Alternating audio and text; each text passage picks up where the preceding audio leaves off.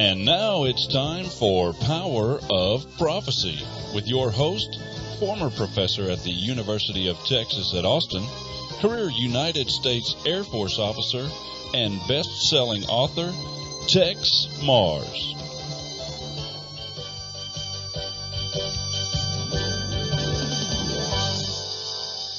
Hello, friends. This is Texe Marrs, and welcome to another edition of Power of Prophecy. Well, you know, if there's anything we can believe in this world, it's Bible prophecy. And prophecy is extremely interesting, fascinating, awesome. Revelation 6 particularly, it says that there will be symbolically 4 horsemen of the apocalypse to come in the last days. You may have heard about the pale horse rider, and with him comes incredible bloodshed and death. There's the red horse, the white horse, the black horse. And with these incredible trials and tribulations upon the planet Earth comes a voice from heaven that says, "Touch not the oil and the wine." Isn't that interesting? Devastation upon the earth, but touch not the oil. Well, a lot of people wonder about that and say, I wonder what that means.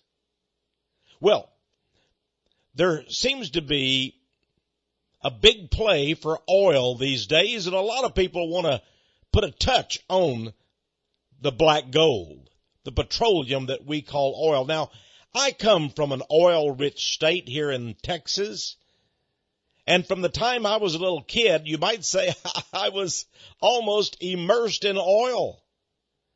And one of my first recollections as a young toddler of about 2 years old was smelling something funny and being told it was an oil refinery. I lived down in East Texas, little town called Port Neches next to Nederland.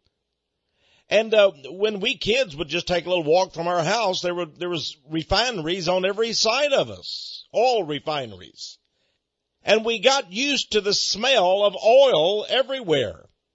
But I remember when we had cousins and uncles and aunts and so forth would visit us from other states, they would come and say, "Pew-wee, what's that smell?" Oil.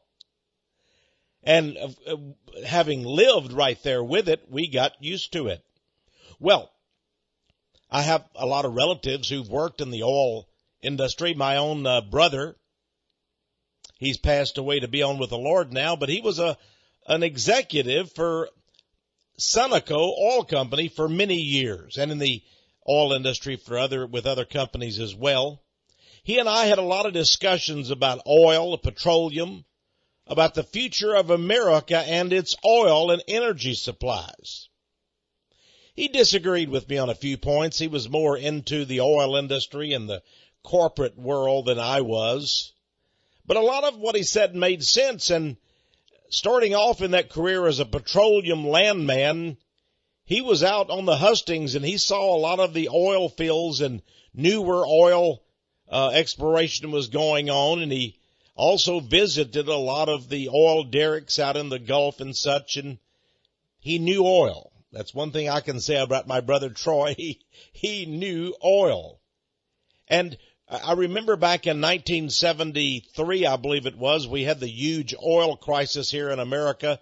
The Arabs supposedly had cut off the supply of oil because they were angry about our favoring the Israelis. And they cut off our oil, we were told. And my brother told me that one of their big concerns at Sun Oil Company was the fact that they had so much oil they didn't know what to do with it all. We were being told in the newspapers that because the Arabs had cut off our oil, that those tankers were not parking along the coastal shores at the gasoline refineries, and so you know, the price of gasoline rocketed, about tripled or quadrupled in just a couple of weeks there. There were huge lines, miles, and there was rationing of gasoline. You could only buy, certain days according to your license plate number and so much. And people would get into fights in the lines about who was first to get in line. And sometimes you would burn, a huge amount of gasoline just waiting to get your turn at the pump. The lines were so long. And my brother sort of chuckled. He said, it's interesting. Those tankers are full. They won't let them discharge their oil at those refineries. It's not a matter of shortage of oil. We have more oil than we've ever had, he said. I said, well, what's going on? He said, well, that's a good question. But as far as the supply goes, we've got so much oil it's coming out our ears. I thought how different that is. Here's a man who intimately knew the oil industry, and he was telling me we're awash with oil. Some years later, he was telling me about his experiences with the Texas Railroad Commission. Now, their name is Railroad Commission, but it's because it's an antiquated organization. Actually, they should be the Texas Oil and Gas Commission. That's what they do. You cannot drill an oil well in the state of Texas without getting permission from the Texas Railroad Commission. And they tell you not only where you can drill, how often you can drill, how deep you can drill, but how much oil you can take out of the ground. How many barrels per each one. And you have to submit reports to them. Such and such an oil field, such and such a survey, this and that piece of land. You allowed us to take 848 barrels this month, and we took out 847.6 barrels this month. They tell you by barrel how much you can take out of the land, the oil. Now, the rationale supposedly is that they don't want all the oil to leave at once. They said that if they don't control it and ration it to the oil companies, that they might go in and pull it all out of the ground all at once. Not very likely, but anyway, that's their story. And we've got to make this oil last a long time. So they ration it out and tell the companies how much they can bring out. And if you believe there's oil on your land, you may never get a license. In other words, a permit to go in there and drill for the oil. It's just going to sit there forever and ever and ever. Of course, my brother chuckled once again. He said, the real reason why they control the supply of oil coming out of the ground. I said, why? He says, it's supply and demand. They're trying to help the oil industry to make sure the price stays high. Obviously, the oil companies want to make money, but they've all got it figured out now. We all cooperate and graduate. The oil companies have figured it out that if they will just all work together and with the government, and by the way, that's why we have a Department of Energy at federal level, to make sure the oil companies don't take too much out of the ground. Not that they'll ever run out. They know we'll never run out of oil, but they don't want the price to go down. The same thing happens with other commodities. I talked with a farmer in Oklahoma, and he owned quite a bit of land. And I was asking him what kind of crops he had, and he told me, he says, I'd like to plant peanuts. There's more money in peanuts. I said, well, plant them. He said, well, I can't. The government told me I can't plant peanuts. I said, the government, how can they tell you what to plant on your land? He said, you don't understand farming, Mr. Marrs. We plant what the government tells us to plant. I said, well, if I wanted to plant peanuts, I'd buy me a bunch of land and plant it. He says, well, nobody will buy it then unless you have a permit from the government. You've got to have an allotment. I said, well, why would they do such a foolish thing as that? He says, don't you understand? They want to make sure that there's not too many peanuts produced. They want to keep the price high. Oh, well, I had no idea. He says, sure. He says, why they pay farmers, many farmers, thousands of farmers, millions and millions of dollars not to grow peanuts. He said, don't you understand? You have to pay $3 or $4 for a jar of peanut butter at the store. If they let everybody do peanuts, why, you could get it for 59 cents probably. I said, well, I'd like to buy peanut butter at 59 cents. My wife would like to do it. He said, well, sure, everybody would. This way, though, we all make more money and you people have to pay. And he laughed. Sort of like my brother's chuckle. We make sure, working with the government now, that not so much oil comes out of the ground, and then that means we can charge more for it because it's scarce. There's plenty there, but we make sure it's scarce. And the government works with us to shaft you, the people. That's the way it goes. Well, I want to talk today about oil. You know, oil seems to be the primary commodity that drives the world.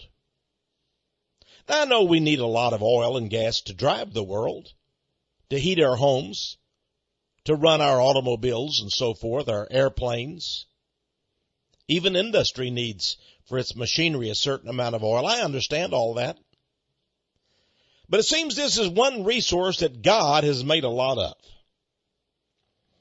And not only that, contrary to the crazy so-called scientists, God has made it a resource that keeps being replenished over and over. There's a lot of ground underground. Let's put it that way. A lot of rock and minerals underground. And you know, oil is one that just keeps bubbling up. It's no doubt inexhaustible.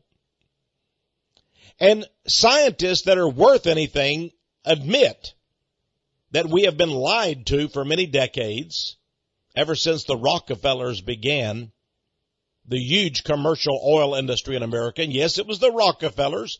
John D. Rockefeller founded Standard Oil Company, and he drove or bought up almost every other oil company in America until he owned a monopoly. And it was only, I believe, in 1912 that the U.S. Supreme Court ruled that Standard Oil was such a monopoly that it had to be split up into subordinate companies, sort of like AT&T. What happened to AT&T in the phone business about 30 years ago, that happened to Standard Oil. But unfortunately, when they broke up into many smaller companies, they all worked behind the scenes and had many times the same boards of directors and such, and cooperated. And then finally, we got a Department of Energy back in the 70s, I believe under President Jimmy Carter, and guess what? It began to cooperate with the oil companies. So now the government's in bed with the oil companies. Now we have two oil men that are president and vice president of the United States. They've really got an advantage over us, don't they? And they set the price what they want it to be, and you and I must pay it or else. And since President Bush has come into office, what is it going up? Maybe triple, 300%? Has your salary, have your wages gone up 300%? Have your earnings increased that much in the last 7.5 years? Well, if they were, well, God bless you. Wonderful for you. But it hasn't happened to very many people. In fact, the standard of living in America has actually declined. There's more poverty-stricken people in America. There's more people that have been demoted from the middle class to the poverty class since the Bushes took office, and the Clintons, of course, even before them, when the slide of the middle class began. I want to talk to you today about Planet Petroleum. Planet Petroleum. I call it Planet Petroleum because we are a planet, Earth, that is awash with oil. Awash with oil. We've got so much oil we'll never use it. Not in 1,000 years, not in 10,000 years, because it keeps bubbling up. And the oceans consume most of the world's surface, and they continue to find oil under the oceans, deep down in the oceans. And as our technology improves and our oil drilling rigs are able to go deeper and deeper into the crust of the oceans, and below that we find even more oil. And so we will never run out of oil. I want to repeat that because there has been a lie. I first read about it when I was a little boy. You see, living in East Texas, and my father actually worked at an oil refinery. He was a union man. They would bring home all these publications, and I would read them, and I read scare stories. Now remember, this was, let's say about 1950 1951. And I would read one of those oil industry publications, maybe Humble Oil that was owned by Exxon, or Pure Oil, or Sun Oil, or even DuPont, which was a chemical company, but they used a lot of oil. And I would read these scare stories, and I remember reading articles. I was a big reader even as a young boy, and I would read articles that said all the oil in America will be used up by 1965, or 1960, or 1968. Each one of the studies would have a little bit different year, you know. And then in the 1960s, it began to put it off a little bit more. By 1980, the whole world will have exhausted all its oil. It's a fossil resource, you see. And the way oil was made was that huge dinosaurs died. And when they died, their body decomposed and turned into oil. And that's where we get oil from. Now, friends, I don't even think a 5-year-old kid ought to believe a story like that. Daddy, where do we get our oil? Well, you see, son, dinosaurs, these big, gigantic prehistoric creatures died. They were about a football field long, and when they died, it took millions of years for their body to decompose, and when it decomposed, it turned into oil. And that's why this is fossil fuel. Oh. Yeah, this is dinosaur fuel, man. Oh, I see, Daddy. I think a young kid would probably look at his dad and say, boy, I love my dad, but he's sort of an idiot. But don't say that, because kids shouldn't say that, but they should. But you know what? That's what daddies are telling their kids now, if they're telling them anything at all. Actually, most daddies have no idea where oil comes from. This comes from the earth. But the stupid scientists, the same ones who tell us global warming is true, and who once warned us that the world was going into a great ice age, but now tell us it's going into a great warming age, which is proven, of course, to be a hoax. The same scientists who tell us we all, as human beings, came from apes and monkeys, or even before that, bacteria and protozoa and frogs or amphibians or whatever, who came up out of the slime and out of the mud and became people somehow, miraculously. They tell us that these are fossil oils, and because they're fossil oils, we're using them all up. There were only so many dinosaurs and other critters in the world that turned into oil, and now, bingo, they're all going to be gone, all that oil. But a strange thing happened to oil men, just the everyday oil men. You see, many oil men, especially the independent wildcatters, they drilled for the oil back in the 1920s and 30s. And they pulled all the oil up in those wells, and then suddenly the wells tuckered out. No more oil seemed to be coming up. So they just capped the oil, which really means they just dropped a bunch of wet cement down in it and closed it up, plugged it up. Well, that well's run out. Let's go find oil somewhere else.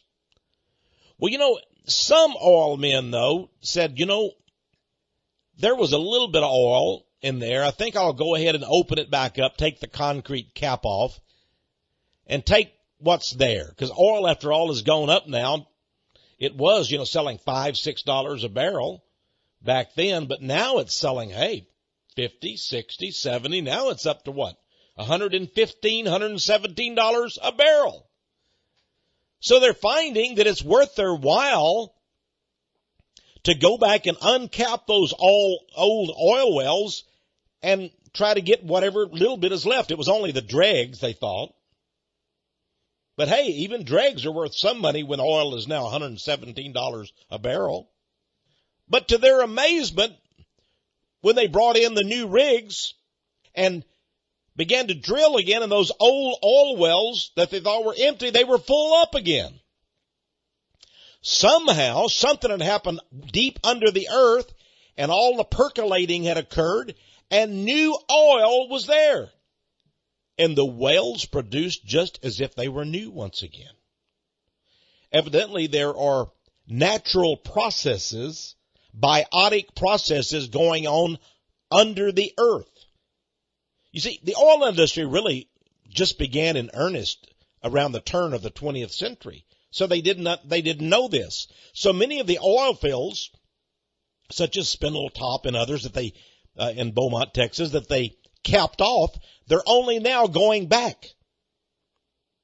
And once they found in several of the oil fields that there's more oil suddenly collected again, well, now it's worth their while to go back to all the old oil fields and wells. And they're finding that they're all full of oil, or most of them are at least. Now, this is an interesting phenomenon, is it not? Oil seems to be a replenishing resource. And the earth just seems to create more and more. You take it all out, you come back in 20 years, it fills up again, and you take that out. There seem to be huge reservoirs, almost like tanks, natural tanks under the earth. And then there's the new discoveries. Now, I'm telling you all this because I want you to understand. A scam has been going on in America and the world for the last century. We've been lied to. We've been told that such a theory called peak oil is true. That once we've used up all the oil, it's over with. We won't have anything left. So we must conserve. And you've got to buy some little bitty rinky-dink car. And gasoline, of course, must be $3, $4, $5, why even $10 or $20 a gallon at the pump to conserve. And the liberal environmentalists tell us it's good if the government would lay a $5 a gallon tax on it. Why? To conserve. But what if there's so much oil that it will never run out? What if gasoline really should be a dime a gallon, a nickel a gallon? What if you can buy yourself a huge automobile, a gigantic gas guzzler, and it doesn't matter because there's so much gasoline, we can never use it. It's replenishing all the time. Things would change, would they not? For one thing, we wouldn't have to go over to the Middle East and get involved. We're told now the reason we're in the Middle East, the reason we're dying, shedding blood, over 4,000 Americans in Iraq is because of the oil that's there. Next, we want to take on Iran. Now, we don't worry about nations in Africa and other places that don't have oil. But it seems we have a fascination with these few that do have oil. Meanwhile, the Saudi Arabian and Kuwaiti and Bahrain and Qatar oil sheiks have sort of got us by the back of the ear, don't they, grabbing hold of us. They can do with us politically whatever they want to, the Arabs, the Muslims, right? They got the oil and we want it. And Japan is desperate, and China is desperate, and Europe is yearning and hungry for oil. And it seemed up to now that only those few places had oil. But now Russian oil men are saying, we've got so much oil, we'll never run out.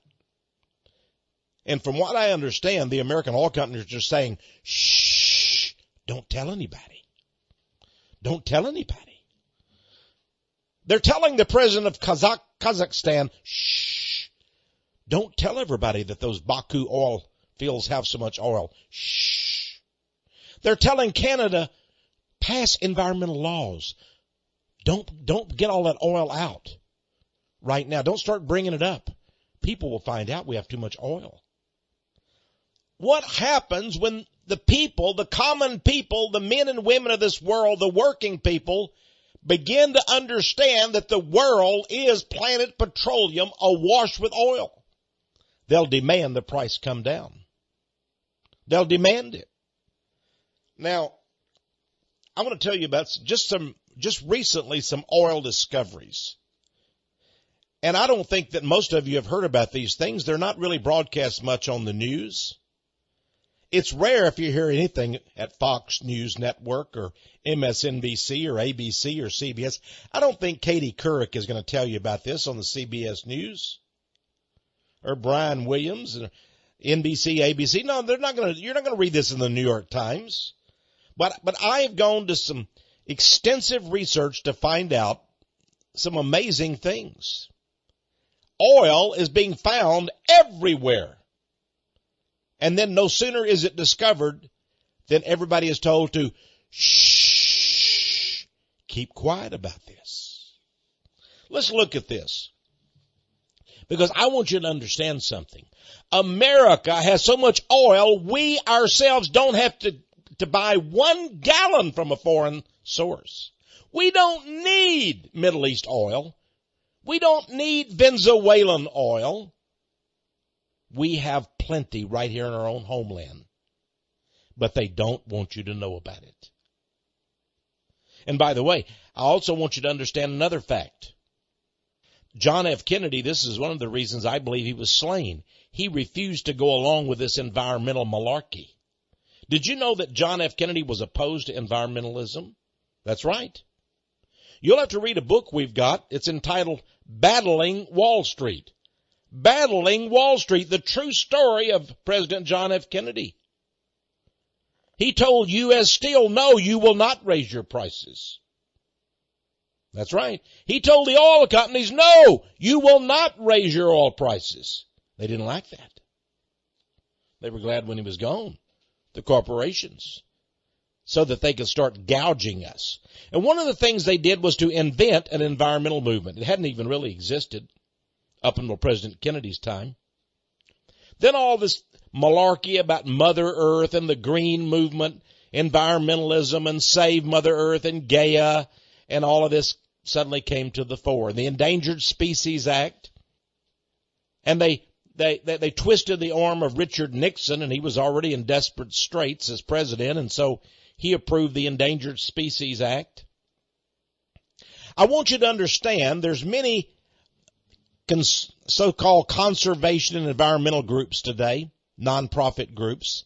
They're some of the most powerful lobbying groups in America. And I want you to understand who funds these groups, who sponsors them. The Sierra Club, the Nature Conservancy, the Environmental Defense Council. They all have offices in Washington, D.C. and all the state capitals. They're getting all these environmental bills passed, and they're preventing us from building new gasoline refineries. They're preventing us from going out and drilling for more and more oil in America and off our coastlines. Would you like to know who is paying them to do all the lobbying work? Who is paying the Nature Conservancy and the Sierra Club and so forth and Greenpeace? It's the oil companies. Now, why would Exxon and Mobil and all Shell and British Petroleum and all of them, why would they pay environmental companies, all this, companies, they are companies, nonprofit groups so-called, why would they pay for all this lobbying so that bills could be passed that would make it more difficult for them to drill? Oh, yes. Do you get it? Do you understand what I'm telling you? They don't want to produce all that oil. It'll make the price of oil go down. And so the environmental organizations are the helpers of the oil industry. The helpers. They help to keep the price high by keeping oil supplies scarce. This is Texe Marrs. You're listening to a special report today. Planet Petroleum, a world awash in oil. I'm going to tell you more on the other side and what we need to do to make sure that our economy doesn't falter and fall and we don't all end up as paupers because of the oil hoax in America today. Be right back after this brief message.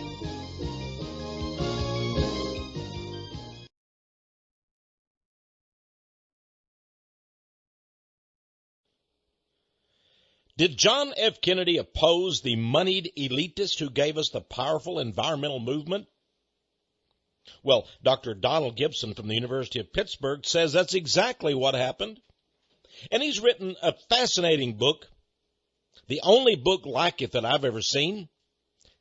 It's entitled Battling Wall Street, John F. Kennedy and His Secret War with the Conspiracy.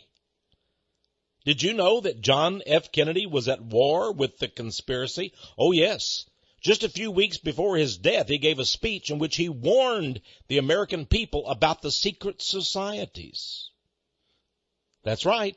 He warned America about the secret societies.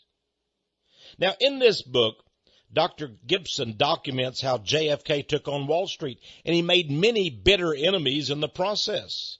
One of those enemies was David Rockefeller.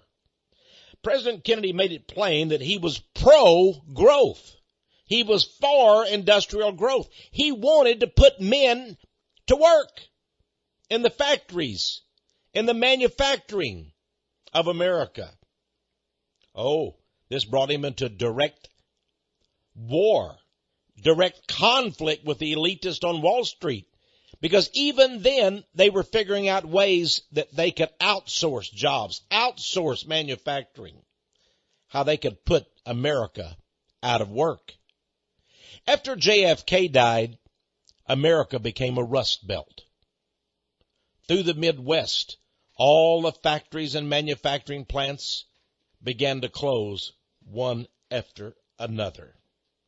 After JFK's death, the elite under the leadership of President Lyndon Johnson produced the report from Iron Mountain, and it set forth the establishment's agenda to control you and me, that is the masses, through a fictitious environmental crisis and a mania to so-called save Mother Earth. Well, Battling Wall Street explains why the men of money, the lords of money, wanted JFK out of the way. He was an obstacle to their no-growth, anti-American agenda. You can say what you want to about John F. Kennedy. And I'm sure there's some Republicans that don't like him, and there's some of this and some of that. But I know this much. The lords of money hated the man. They wanted him dead. He wanted a true world peace without nuclear weapons. They wanted war. He wanted to put people to work. They wanted to make more money. And they could care less if they had to do it on the backs of the workers. In this, John F. Kennedy was a bona fide hero of America. You've got to have this book. It's 195 pages, only $15. Ask for Battling Wall Street. Battling Wall Street by Donald Gibson. Now, to get your book, just call us toll free during the workday now, 1-800-234-9673. 1-800-234-9673. Now remember, please add $4 shipping and handling, a total of $19. Ask for the book, Battling Wall Street. It's available, of course, on our website, powerofprophecy.com as well. All right? Now our address, if you'd like to send us a check or a money order or cash, $19, and that's postpaid, and we'll get this book right to you. Battling Wall Street by Donald Gibson, Dr. Donald Gibson, professor at the University of Pittsburgh. And by the way, I've interviewed Dr. Gibson on this radio program, and he's a fascinating guest, full of information and facts. Battling Wall Street, send $19. That'll be postpaid. Now, everything will be paid for when we get your check or money order or cash. Ask for Battling Wall Street. Send that to Power of Prophecy, 1708 Patterson Road, Austin, Texas, 78733. Now let's return to our regular program. We're looking at corporate interest, in particular the moneyed oil corporations of America. They're really not the corporations of America anymore. They're the multinational conglomerate corporations. Listen to some of the evidence that the world is awash with oil. That's why I call it Planet Petroleum. Here's something from 2008. This was published everywhere, really, on the Internet. I'm looking at an article, WorldNet Daily, of September 5, 2006, actually. And it was republished again just recently, 2008, on worldnetdaily.com. Massive oil field found under Gulf of Mexico. Reserves could rival the North Slope and boast U.S. supplies by 50%. One gigantic new source of oil, friends, could boost the United States total supplies by 50%. It says Chevron and two oil exploration companies announced the discovery of a giant oil reserve in the Gulf of Mexico that could boost the nation's supplies by as much as 50% and provide compelling evidence that oil is a plentiful, deep earth product made naturally on a continuous basis. Known as the Jack Field, the reserve, some 270 miles southwest of New Orleans, is expected to hold as much as 15 billion barrels of oil. Wow. Isn't that amazing? By the way, authors Jerome Corsi, C-O-R-S-I, and Craig R. Smith wrote about this gigantic oil find in their book, Black Gold Stranglehold. They said that it was a myth that there's scarcity of oil. It's all a matter of politics. And they presented in their book, Black Gold Stranglehold, scientific evidence that oil does not come from the remains of ancient plant and animal life, but is made naturally by the earth. We must reject the false theories that oil and natural gas are biological products. Corsi told WorldNet Daily, Chevron's find in the Gulf of Mexico validates the scientific argument that the Gulf is a huge resource for finding oil and natural gas. Meanwhile, the Wall Street Journal, now here's another article I have, the Wall Street Journal talking about the same incredible find. The Wall Street Journal reports that the current reserves of America are 29.3 billion barrels, 29 billion. So if we have found 15 billions more, 50% more overnight in this discovery. It says Chevron discovered the field by drilling the deepest to date in the Gulf of Mexico, down 28,175 feet. Wow. 7 miles below the surface of the earth. Isn't that interesting? Wow.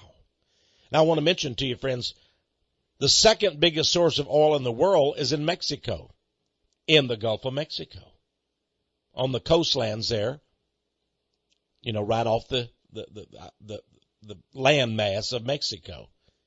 It's the Cantari field near the Yucatan Peninsula, discovered in 1976. And who was it discovered by? Chevron, Exxon, British Petroleum, Shell, a fisherman. He noticed that the fish where he wanted to fish kept dying. And he also noticed there was a little oil seep that kept bubbling up there in Campeche Bay. And he kept telling everybody about it, but the oil companies didn't seem to be interested until it started being reported in local newspapers. And then suddenly they showed some interest. Well, they didn't want to find it, friends. They knew about it for a long time, probably decades. But until this little old fisherman complained about his fish dying because of the oil bubbling up, they didn't want to do a thing about it. Well, let's go a little further. Here's another one. This one just came out. Listen to this. Brazil. Everybody's been worried about how Brazil was going to pay its big debt. Oh, the International Monetary Fund and the World Bank says, oh, poor Brazil. They've got such a huge debt they have to pay back the world's banks. Well, don't worry anymore. Brazil has just found April 14th. This is according to Bloomberg Financial News, one of the world's most reliable financial stock market and financial news sources. Bloomberg News on April 14th reported that Petroleum Brasileiro, that's Brazil's state petroleum company, has discovered oil in its Carioca offshore field that may hold 33 billion barrels of oil. Now, remember, throughout the United States, California, Oklahoma, Texas, Alaska, they say we only have 29 billion barrels. And in this one field, Brazil says we have 33 billion, more than in all the United States combined. Wow. In fact, this will be the third largest oil field ever discovered, and that includes Iraq, Iran, Saudi Arabia. And it's right down here in South America. It only makes sense. Venezuela, already today, the country of Venezuela in South America, friends, is what, the third or fourth largest oil-producing nation in the world? And now its next-door neighbor, Brazil in South America, a company they just call Petrobras, Petroleum Brasileiro, says we have 33 billion barrels of oil we've discovered. Now, in all of Saudi Arabia and Kuwait, there are only 83 billion. So here they found 33 billion in one little place in the ocean. Do you remember the little war that Britain had with Argentina some years ago over the little islands called the Falklands? And nobody could understand why Britain wanted that. They said that, I think it had like 500 or 600 people living on it. You know, most of them spoke English, but still, Argentina said the Falklands belongs to us, these little islands off in the Atlantic, in the Caribbean there, basically, south of the Caribbean. And Britain says, no, Falkland Islands belong to us. And they fought a war, a major war, Britain and Argentina, over these nondescript little islands. Well, now you know why. Oil. There's oil. There's oil in the Atlantic. There's oil in the Gulf of Mexico. There's oil everywhere on planet Earth. It's a planet awash in oil, dear friends. Well, let me read you a little bit more. It says Dick Gibson, a geologist who advises oil and natural gas producers, says this is a significant find. The whole area off the coast of Brazil is becoming a new oil province. This is a giant field.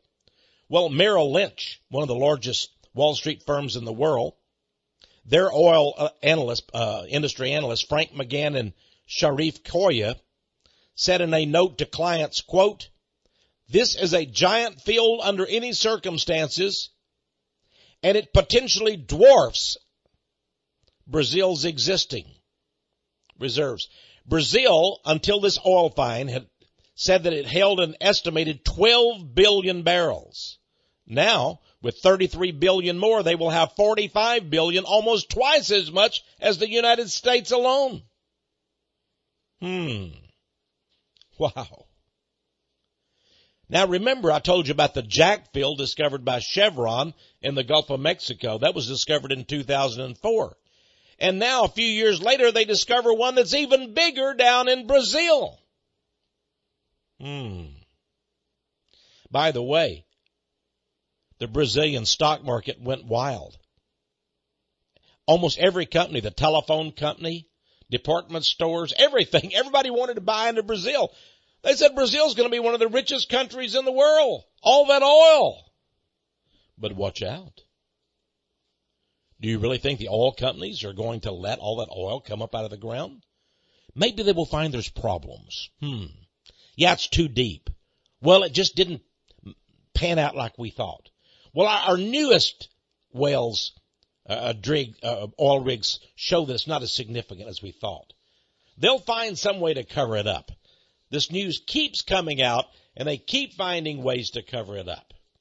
Well, here's something for you. I'm not finished yet, dear friends. You know, we had a big war in Kosovo, Yugoslavia.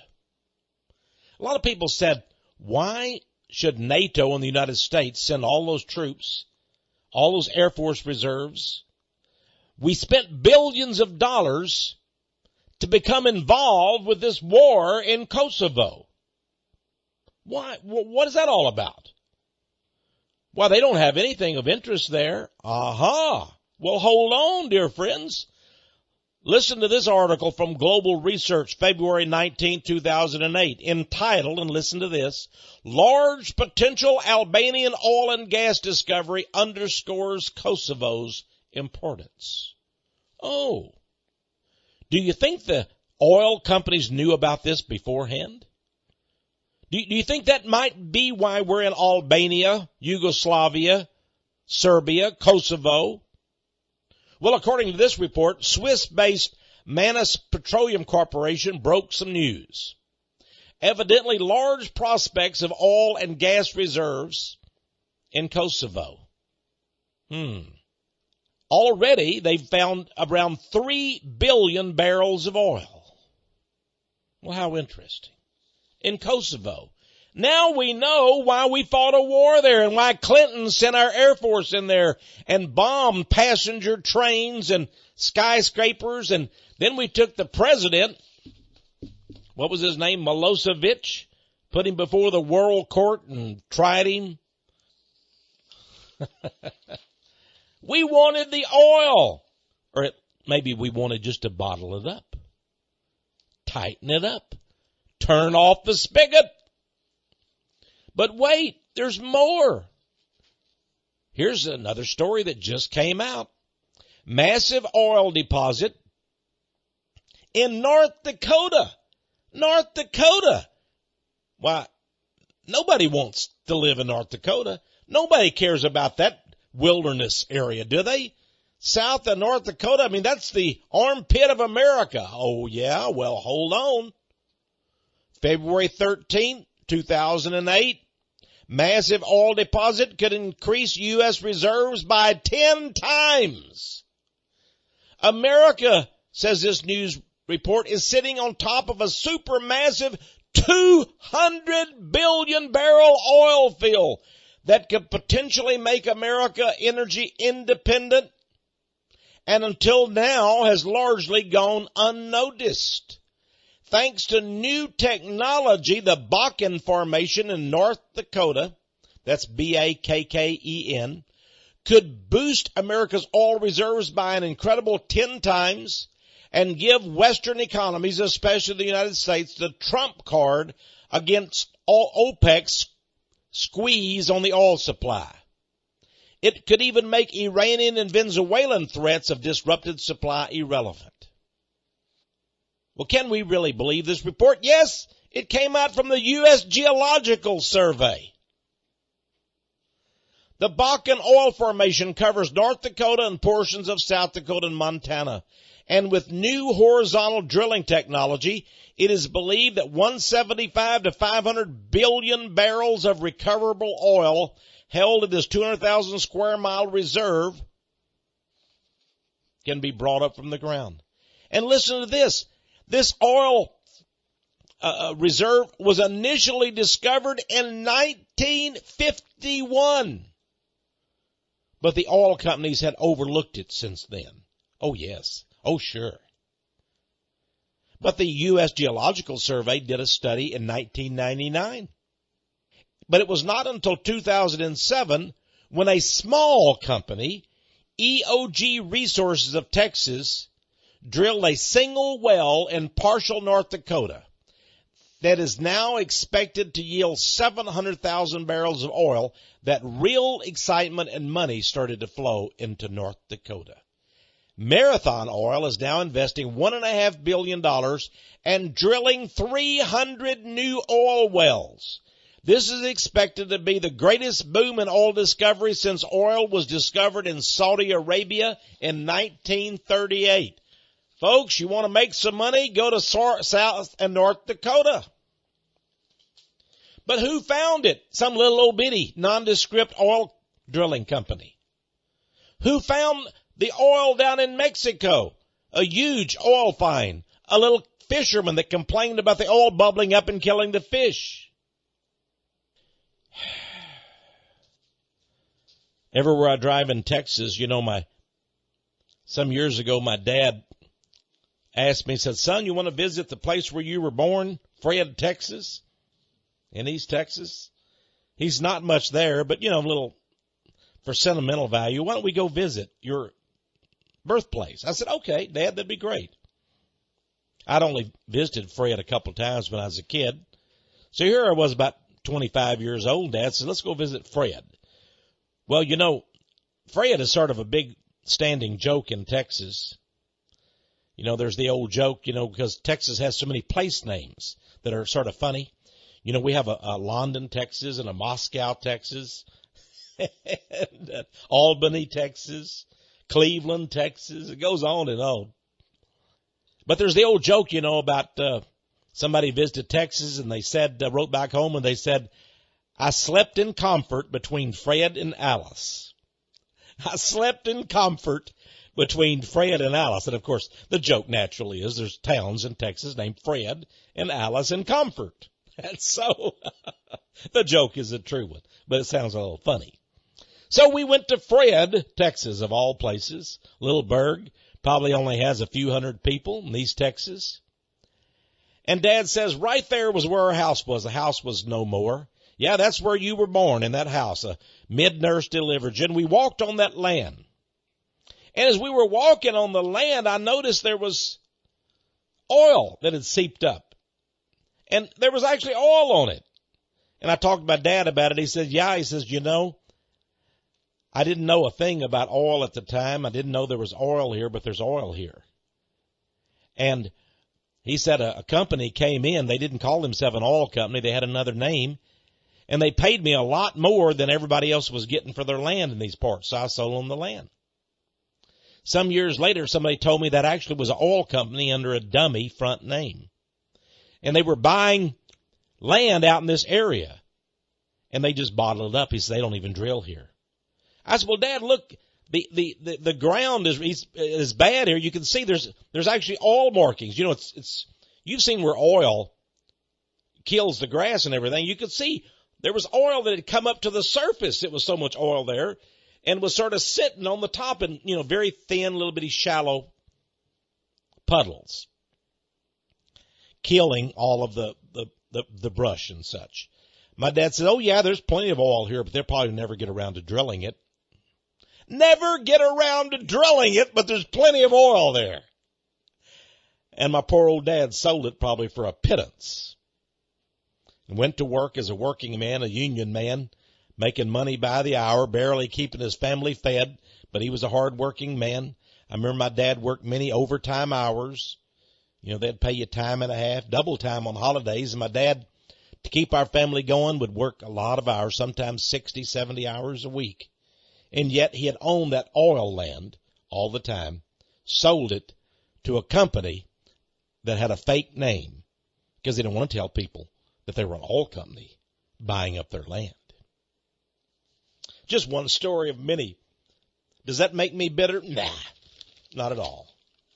But it tells you a little bit about the oil industry and how we are awash in oil, and they're hiding it from people. Recently reading the business page of the Austin American-Statesman. Austin, of course, is the capital of Texas. And every once in a while they'll have articles in here that keep up with the oil industry. And here's an interesting one. At Houston Expo, they had a big expo, a big business exhibition. High oil prices mean business. It says, in a time of plenty for the oil industry, exploration firms and investors connect at a convention. You see, they had a big convention in Houston, Texas. And even though we seem to be in the middle of a recession, they said here in this article, recession? What recession? There's thousands of wheeler-dealer oil men gathering in downtown Houston this week to buy, sell, and trade oil and gas projects. They're shelling out millions of dollars, tens of millions of dollars for new oil field equipment. Now listen to this. It says 900 companies, 900 oil companies are at this Houston Expo. Most of them small companies. The bulk of them are small independents. Independents that concentrate solely on exploration and production. Now I want you to think about that, friends. We're not talking about the Exxons. We're talking about 900 small companies. And they love it when oil is $117 or so a barrel. They're making a lot of money. They're the ones going out and finding the oil. And when they find oil, like up in North and South Dakota and Montana, guess what happens? The big oil companies come in and buy up those oil wells from them and then close them down. Because they don't want people to know. They don't want that oil. And the Department of Energy comes in and finds fault. Well, you drilled this way wrong, or you did this wrong. You're not keeping good records. That's one of the things the Department of Energy does in Washington, D.C. If you're a small oil company, they'll harass you. Because they don't want you to find oil. Because if you go out and say, I found oil in Mississippi, I found oil in Ohio, I found oil in Florida, I found oil, I'm an independent wildcatter, I found oil in New Mexico, they say, shut up. We don't want people to know how much oil America has. The planet is awash in oil, dear friends. Awash in oil. Well, I can go on and on with these oil discovery news things. But let's go on to another subject. Time magazine. The Times, the London Times. One of the most influential newspapers in the world.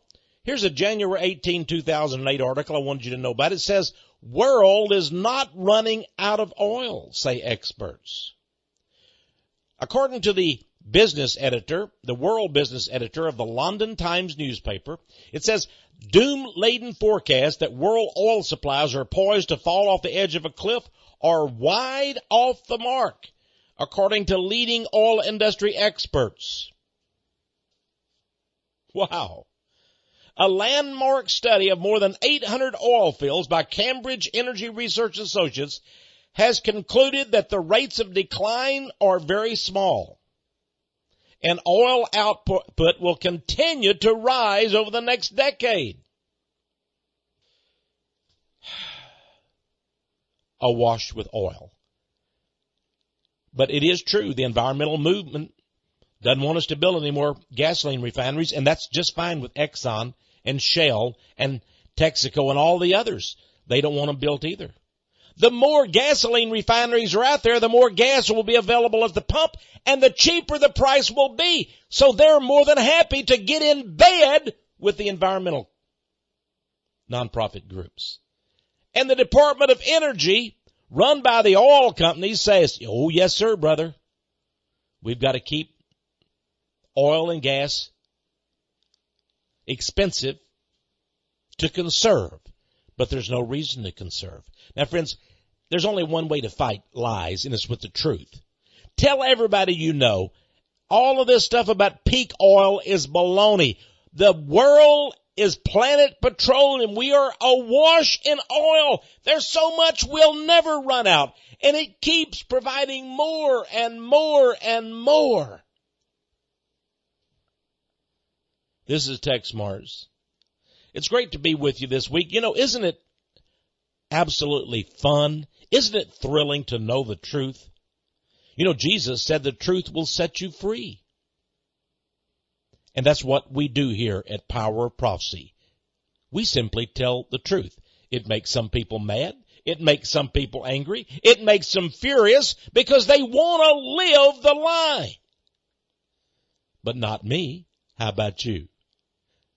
Well, my prayer, dear friends, is that each week during this same time, you'll tune in. Tune in and discover the power of prophecy.